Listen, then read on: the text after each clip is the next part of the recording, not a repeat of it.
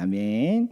우리 하나님의 말씀 한번 보겠습니다. 하나님의 말씀은 요한일서 3장 1절에서 6절까지 말씀입니다. 요한일서 3장 1절에서 6절까지 말씀.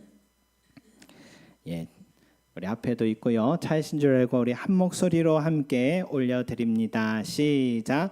보라, 아버지께서 어떠한 사랑을 우리에게 베푸사 하나님의 자녀라 일컬음을 받게 하셨는가. 우리가 그러하도다. 그러므로 세상이 우리를 알지 못함은 그를 알지 못함이라. 사랑하는 자들아, 우리가 지금은 하나님의 자녀라. 장래에 어떻게 될지는 아직 나타나지 아니하였으나 그가 나타나시면 우리가 그와 같을 줄을 아는 것은 그의 참모습 그대로 볼 것이기 때문이니 주를 향하여 이 소망을 가진 자마다 그의 깨끗하심과 같이 자기를 깨끗하게 하느니라. 죄를 짓는 자마다 불법을 행하나니 죄는 불법이라. 그가 우리 죄를 없애려고 나타나신 것을 너희가 아나니 그에게는 죄가 없느니라. 그 안에 거하는 자마다 범죄하지 아니하나니 범죄하는 자마다 그를 보지도 못하였고 그를 알지도 못하였느니라. 아멘. 여러분, 30의 나이에 이 엔비디아라는 반도체 회사를 또 설립하고 지금은 세계 최고의 기업을 또한 이룬 이 젠슨 황, 우리 한국에서도 아주 유명한 우리 CEO입니다. 그가 이 유퀴즈라는 프로그램에 이렇게 출연해서 유재석 씨와 인터뷰를 하는데 유재석 씨가 그에게 이런 질문했어요.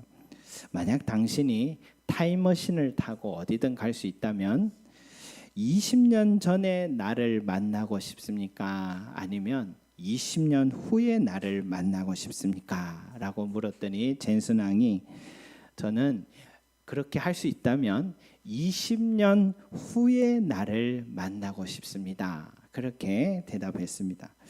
유재석 씨는 그 얘기를 듣고 참 뜻밖이다 놀랐습니다. 왜냐하면은 자기 같았으면은 20년 전 과거의 나를 만나서 앞으로 어떤 주식이 오를 것이다라고 미리 얘기해서 지금 내 인생을 바꿔버리고 싶은데 어떻게 그런 생각을 할까? 그렇게 했더니 이 젠슨 왕의 생각은 이런 거예요. 20년 전에 나는 이미 알고 있습니다. 그러나 20년 후에 세상은 어떻게 변해 있고 기술은 어디까지 변해 있는지 저는 그것이 더 궁금합니다. 그렇게 이야기를 했답니다.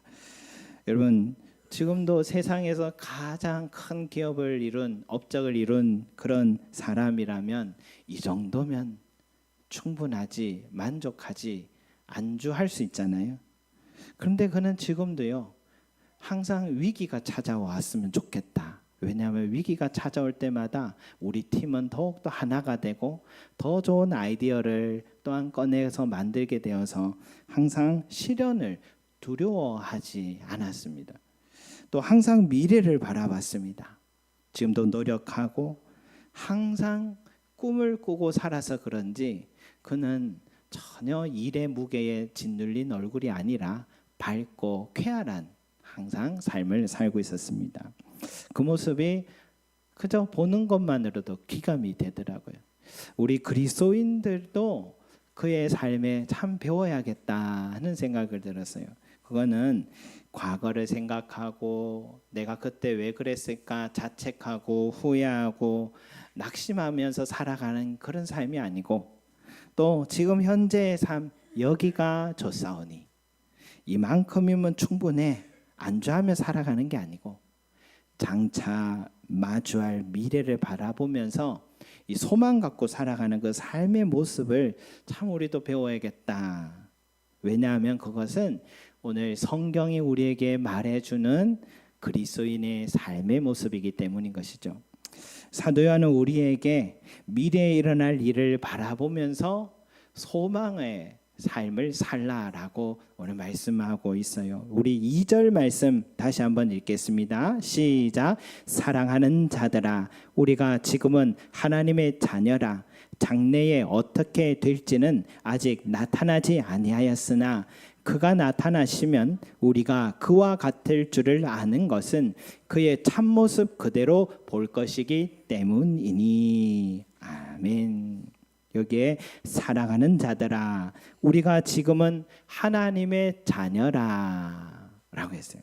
여러분, 우리가 지금도 신분은 하나님의 자녀다라는 겁니다. 여러분, 자녀가 누릴 수 있는 은혜가 있죠. 우리는 기도할 수 있는 겁니다. 기도는 아무나 못해요. 자식이 아버지에게만 할 수 있는 게 기도입니다. 그리고 자녀기 때문에 이 말씀이 믿어지는 겁니다. 자녀기 때문에 우리는 날마다 하나님의 돌보심 가운데 살아가고 있는 것이죠. 그런데 여러분, 하나님의 자녀의 신분을 가졌으면 됐지, 이제 뭘 더 바래? 구원받았으면 됐지, 뭘 더 바래? 라고 생각하고 여기서 만족해 버리는 신자들도 있다라는 거예요. 그러나 사도 요한은 우리에게 그럴 게 아니다, 여기에 만족할 게 아니다, 계속해서 소망을 가지고 그 소망을 향해서 주를 향하여서 달려가라, 지금 그 말씀하는 거예요. 그 이유가 있습니다. 첫째는 하나님의 자녀가 미래에 갖게 될 그 영광 때문에 그렇습니다. 미래에 갖게 될 영광 때문에. 다음 말씀이 이렇죠. 장래에 어떻게 될지는 아직 나타나지 아니하였으나. 여러분, 하나님의 자녀가요, 미래에 갖게 될 권세, 영광은 아직 나타나지 않았다는 거예요. 즉 우리가 누리고 있는 자녀의 축복은 뭐냐면 빙산의 일각에 불과하다라는 겁니다. 그래서 여기에 만족하거나 포기하거나 낙심하지 말고 장래에 어떤 일이 일어날지 기대하고 소망하며 살라라는 거예요. 여러분, 미래의 하나님의 자녀인 우리에게 어떤 일이 일어날까요? 이어서 성경은 말합니다. 그가 나타나시면 우리가 그와 같을 줄을 아는 것은 그의 참모습 그대로 볼 것이기 때문이니 라고 했어요. 그가 나타나시면이란 것은 주님께서 다시 오시는 그날을 말하는 거예요. 재림의 순간을 말하는 겁니다. 그런데 그때 우리는 그와 같아진다, 예수님과 같아진다, 지금 이 말씀하는 거예요. 여러분, 같아진다라는 게 뭘까요? 우리도 예수님처럼 신적인 존재가 된다, 그런 의미가 아니죠.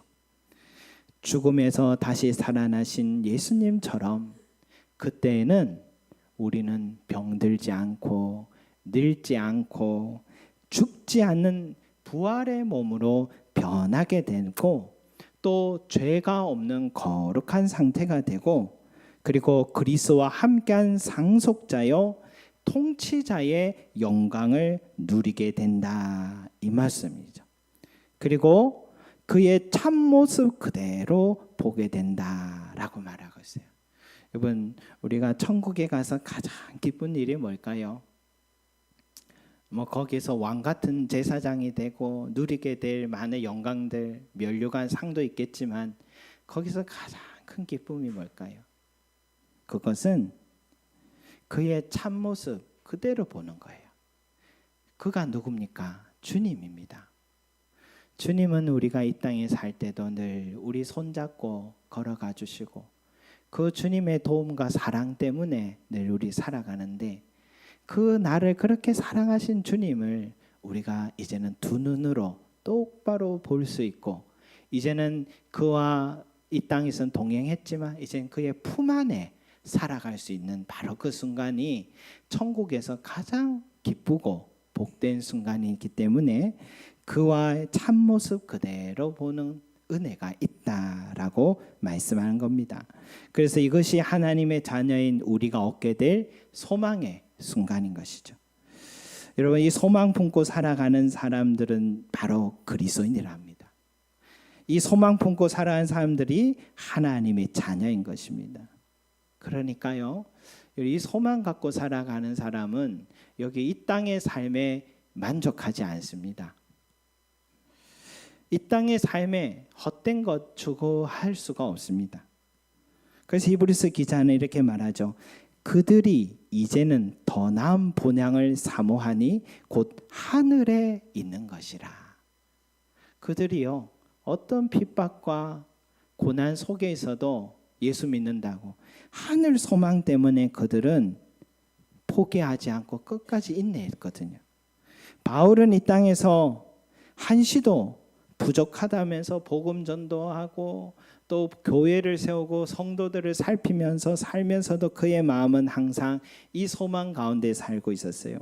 내가 차라리 세상을 떠나서 그리스도와 함께 있는 것이 훨씬 더 좋은 일이라 그렇게 하고 싶으나 라고 얘기했어요. 항상 주와 함께 있는 바로 그 순간을 기다렸는데 그렇게 하고 싶은데 그러나 내가 너희를 위하여 이 일을 하고 있다고 그렇게 얘기를 한 거예요. 우리가 담대하여 원하는 바는 차라리 몸을 떠나 주와 함께 있는 그것이라. 그러나 우리의 시민권은 하늘에 있는지라. 이 바울의 고백이 항상 그랬습니다. 여러분 우리도 가끔은 그런 말 하잖아요. 빨리 죽고 싶다. 빨리 죽고 싶다 그런 말 하잖아요. 왜 이런 말 합니까? 이 세상살이가 힘들어가지고 하는 말이잖아요. 그러나 막상 죽는다라고 얘기 들으면 눈물 안 흘릴 사람 없습니다. 좋아할 사람 아무도 없어요. 네, 맞아요. 힘들어도 살아야 합니다. 그러나 여러분, 내가 하나님의 자녀가 얻게 될 소망을 가진 사람은 정말 주님 다시 오실 날을 기다리게 돼요. 바울처럼 지금이라도 할 수 있으면 주와 함께하는 그곳에 있고 싶습니다. 왜냐? 그곳에서 얻게 될 자녀의 영광, 면류관, 이 상속분, 또 사랑 때문인 것이죠. 그런데 이런 소망 가진 사람은요, 역설적이게도 또 이 땅을 열심히 살아가요. 왜냐? 이 땅에서 한숨 쉬지 않습니다. 왜냐하면 한숨 쉴 시간이 없습니다. 맡겨진 사명 위해서 충성을 다해야 되고 세월을 아끼라라고 했던 것처럼 치열하게 살아가기 때문에요. 그건 이 땅에 미련이 있고 연연해서가 아니라 그곳을 바라보기 때문인 겁니다. 그곳에서 얻게 될 그 영광을 기대하기 때문에 세월을 아끼고 한숨 쉴 시간이 없이 바쁘게 살아가게 되는 겁니다. 둘째, 이 소망을 가진 사람들은요, 이 땅에서 겪게 되는 이 고난을 이상하게 여기지 않습니다. 왜 나에게 이런 시련을 두시냐고 원망하지 않습니다. 지난주일에 우리 선교사님께서 어려운 또 가정사를 이야기해 주셨잖아요. 저와 함께 차를 마시면서 저도 같은 마음이어서 서로 위로도 하고 참 이번 고난은 지금까지 여러 가지 어려움보다 차원이 다른 고난인 것 같다 함께 공감을 했습니다. 여러분 목사도 선교사도 살아도 또 시련과 고난이 있어요. 믿음의 사람들도 시련 고난이 있습니다. 선지자들도 예수님도 사도들도 초대교회 성도들도 다 고난 겪었어요. 어느 고난은 더 힘들고 어느 고난 쉬운 그런 거 없잖아요. 경제적인 고난, 자녀의 고난, 육체적 정신적 고난, 관계의 고난, 사명으로 인한 고난 어느 것 하나 쉬운 것이 없습니다. 하지만 이 소망을 가진 자는 시련과 고난을 능히 이겨낼 힘을 공급받습니다.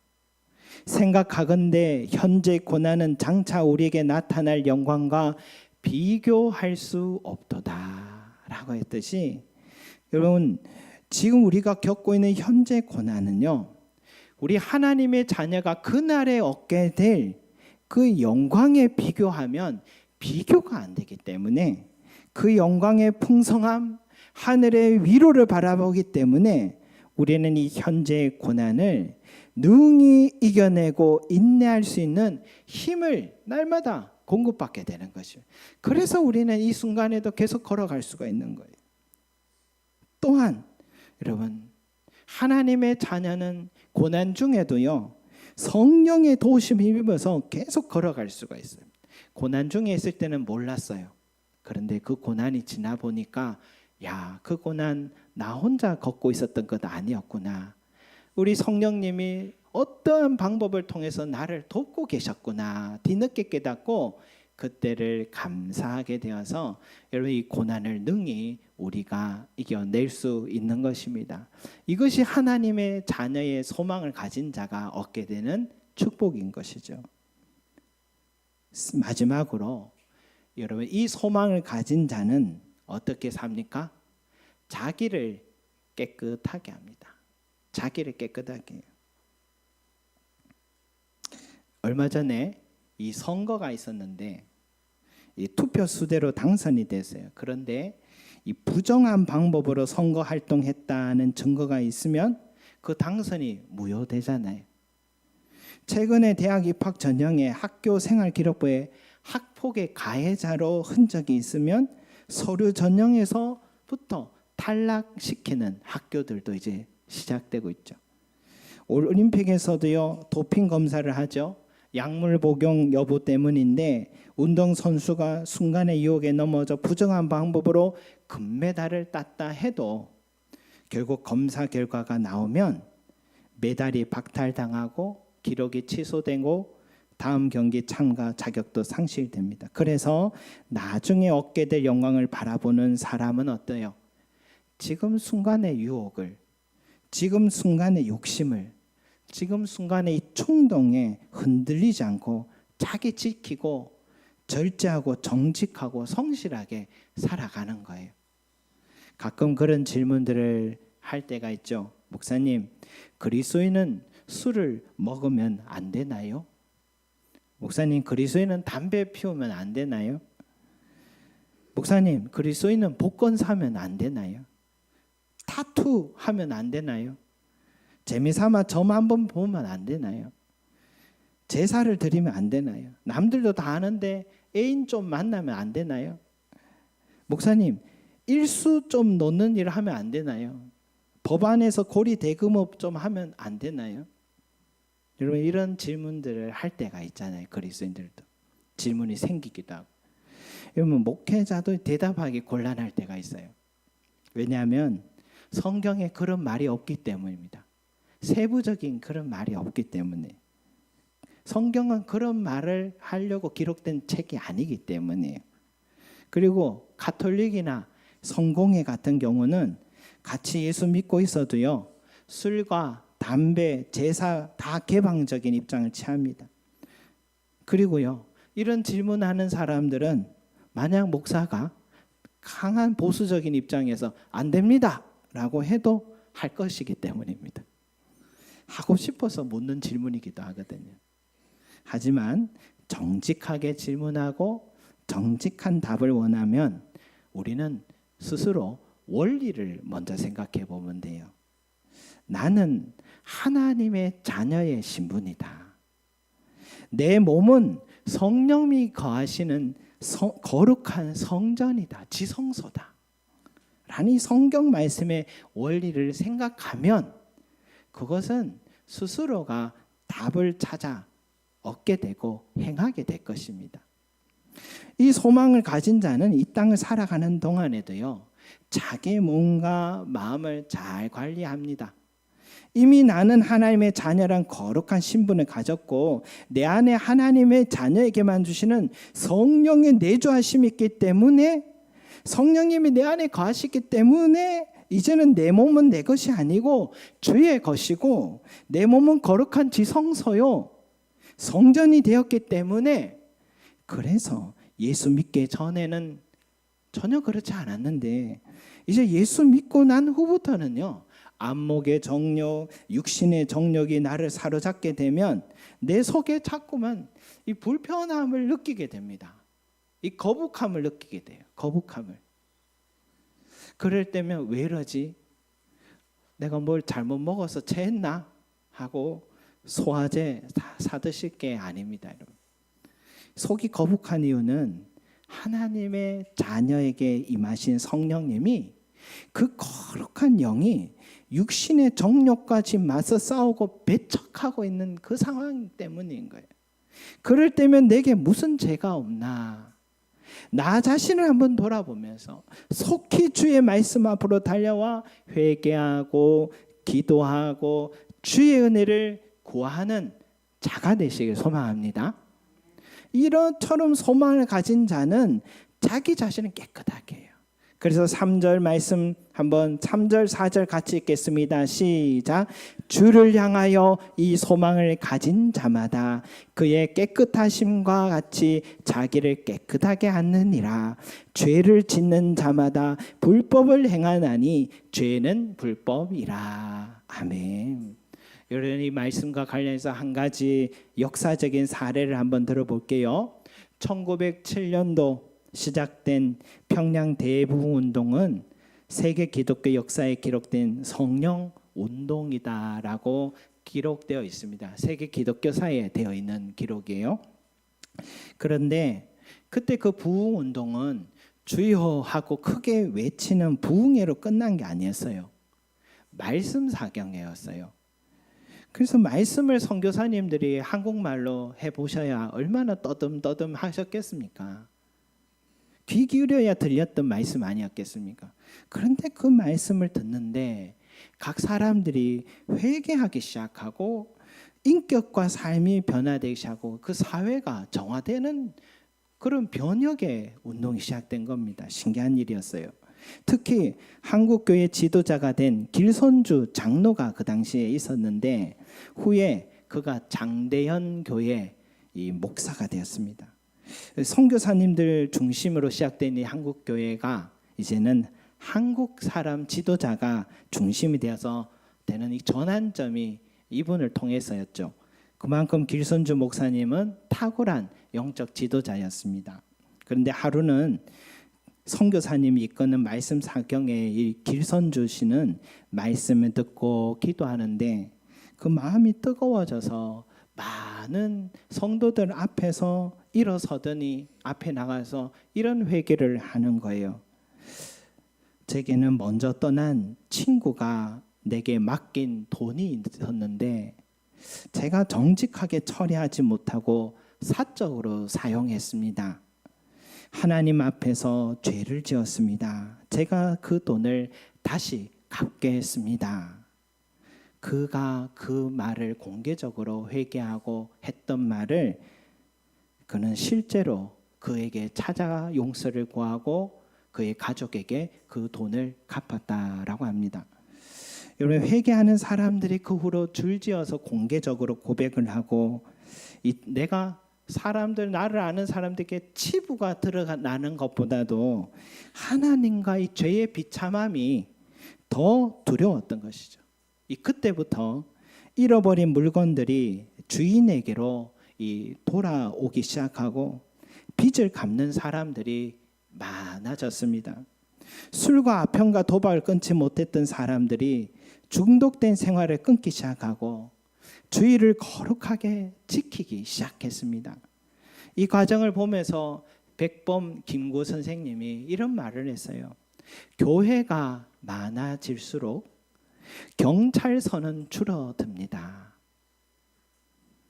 그래서 주를 향하여 이 소망을 가진 자마다 그의 깨끗하신 같이 자기를 깨끗하게 하느니라 라고 말씀한 겁니다.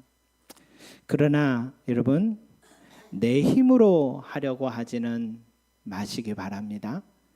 내 의지로 고난 가운데 인내해야지, 내 의지로 범죄하지 말아야지 라고 하면은 번번이 실패하는 나 자신을 보게 될 것입니다. 6절에 이렇게 말씀하죠. 그 안에 거하는 자마다 범죄하지 아니하나니 라고 말씀했어요. 여러분, 그 안에 거하는 자마다 범죄하지 아니하나니라는 말은 예수 믿는다 해서 죄 짓지 않는다는 뜻이 아니에요. 예수 믿어도 넘어지고 실수하고 범죄할 수 있습니다. 그렇지만 결국 죄에서 승리하게 된다라는 말씀이에요. 예수님의 의를 힘입어 깨끗하게 된다라는 뜻입니다. 결국 거룩하게 된다는 뜻인데 구체적으로 어떤 말이냐면 예수님은 보혜사라고 하죠. 보혜사는 옆에서 돕는 자란 뜻입니다. 그런데 예수님이 때가 되어 떠나가시기 전에 제자들에게 이렇게 말씀하셨죠. 내가 떠나가는 것이 너에게 유익이다. 내가 떠나가면 또 다른 보혜사를 너희에게 보낼 것이다. 바로 성령님을 말하는 거예요. 성령님이 항상 너희와 함께하며 너희를 고와 같이 버려두지 않을 것이다 라고 약속하셨어요. 그래서 이 소망을 가진 자는 이 세상을 살아가는 동안에도 하나님의 자녀에게 주신 선물인 성령님의 도우심을 항상 누릴 수가 있습니다. 성령님은 항상 우리를 거룩한 삶이 되도록 도와주시는 분이시죠. 성령님은 고난 가운데서 항상 나를 지켜주시는 분이시고 힘을 공급해 주신 분이십니다. 그래서 우리는 항상 이 보혜사이신 성령님의 늘 인정하고 도움을 구할 때 우리는 깨끗함을 얻을 수가 있는 거예요. 그래서 그 안에 거하는 자는 성령님의 도움을 구하는 자를 말하는 겁니다. 성령님, 안목의 정욕, 육신의 정욕에서 오늘도 나를 지켜주십시오. 성령님, 미워하지 않게 하시고 도리어 사랑할 수 있게 하여 주시옵소서. 성령님, 시련 속에서도 환경을 뛰어넘는 기쁨을 부어 주시옵소서. 성령님, 내 삶을 책임져 주신다는 약속을 믿고 평안을 부어 주시옵소서. 성령님, 어떤 말과 행동 앞에서도 온유하게 하여 주옵소서. 성령님, 누구를 만나도 어디에서도 충성된 자가 되게 하여 주옵소서. 여러분, 우리 성령님은 매우 인격적인 분이십니다. 자신을 존중하고 도움을 청하는 자를 기뻐하십니다. 그들과 함께 하시며 기꺼이 도와주시는 분이십니다. 그 보혜사 성령님께서 우리와 함께 하시기 때문에 그분의 힘과 능력으로 말미암아서 우리는 그가 나타나는 그날을 기다리는 소망을 간직할 수 있고 고난과 시련 속에서도 우리의 믿음으로 인내할 수 있고 범죄의 치명적인 유혹이 다가와도 우리 몸과 마음과 영혼을 깨끗하게 지킬 수가 있는 것입니다. 그래서 그 안에 있는 자는 범죄하지 않을 수 있다라는 것이죠. 사랑하는 성도 여러분, 우리는 하나님의 자녀라는 이 신분을 가진 자들이에요. 그러나 아직은 온전히 자녀의 영광을 얻은 것은 아닙니다. 주님이 다시 오시는 그날에 우리는 온전한 영광을 누리게 될 것입니다. 그래서 우리는 그날을 바라보면서 이 소망을 결코 놓지 말기를 바랍니다. 또 이 하늘 소망을 간직하여서 오늘도 주어진 사명에 충성을 다하시고 끝이 없을 것 같은 시련과 고난 앞에서도 반드시 위로와 회복의 순간이 온다는 믿음과 확신을 가지시고 성령님의 도우심을 받아서 항상 우리 몸과 마음을 정결한 지성소로 세워 가시는 저와 여러분들이 되시기를 소망합니다. 기도드리겠습니다. 사랑과 은혜가 풍성하신 아버지 하나님, 이 소망을 가진 자는 주님, 이 소망을 가진 자는 항상 그 영광을 바라봅니다. 오늘도 고난과 시련 속에서 우리 자신을 또한 인내하고 기대하며 또 걸어갑니다. 또한 이 소망을 가진 자는 바로 그날에 얻게 될 바로 그 소망을 바라보면서 믿음으로 서갑니다. 주여, 오늘 이 자리에 있는 우리 모두가 하나님의 자녀입니다. 자녀가 가지고 있는 이 귀한 특권들, 그러나 아직 완성된 것이 아니오니 그때에 그가 나타나실 때 얻게 될 바로 그날의 영광을 주여 우리 모두가 바라보게 하여 주셔서 주님, 낙심하지 말게 하시고 안주하지 말게 하시고 그 미래를 향하여서 힘차게 달려가고 또 성령님의 도우심을 구하는 우리 모두가 되게 축복하여 주셔서 깨끗한 손을 들고 하나님 앞에 설 수 있도록 우리를 축복하여 주시옵소서. 감사드리며 예수 그리스도 이름으로 기도드립니다. 아멘.